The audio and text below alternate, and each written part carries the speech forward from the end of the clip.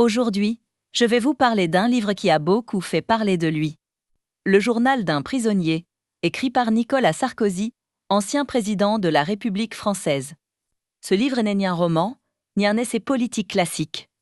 Est un témoignage personnel, écrit dans un contexte exceptionnel, celui de la détention. Le choc de l'entrée en prison. Le livre commence par un moment clé, l'arrivée en prison. L'auteur décrit ce passage comme un choc brutal, presque irréel. Après avoir dirigé la France, fréquenté les chefs d'État et les palais officiels, il se retrouve soudain confronté à la réalité carcérale. Les portes qui claquent, les couloirs étroits, les règles strictes.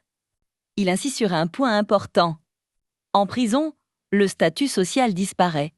Il n'y a plus d'anciens présidents, seulement un détenu avec un numéro, une cellule et des horaires imposés.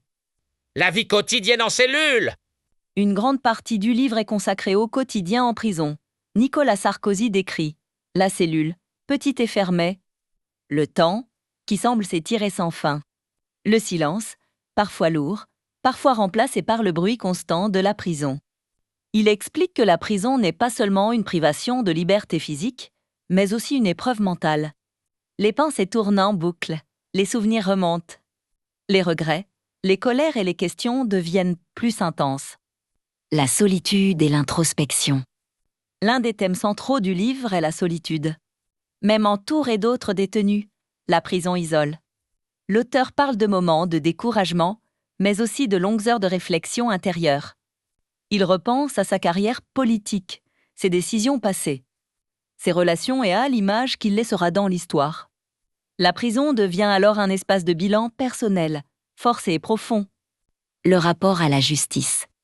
Dans le journal d'un prisonnier, Nicolas Sarkozy exprime clairement son désaccord avec la justice. Il affirme se sentir victime d'une injustice et utilise le livre comme un moyen de défendre sa version des faits.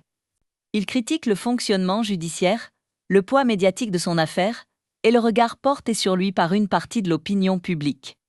Ce passage du livre est l'un des plus controversés, car il transforme le journal intime en plaidoyer personnel.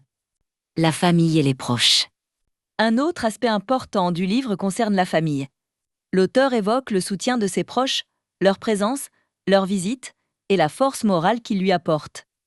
Il insiste sur le fait que la prison ne touche pas seulement le détenu, mais aussi ceux qui l'aiment.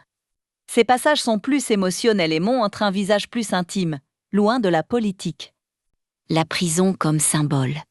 Au fil du récit, la prison devient plus qu'un lieu. Elle devient un symbole. Un symbole de chute, mais aussi de résistance. Nicolas Sarkozy cherche à montrer qu'il reste debout, qu'il ne renonce ni à sa dignité ni à sa version de la vérité. Le livre pose alors une question centrale.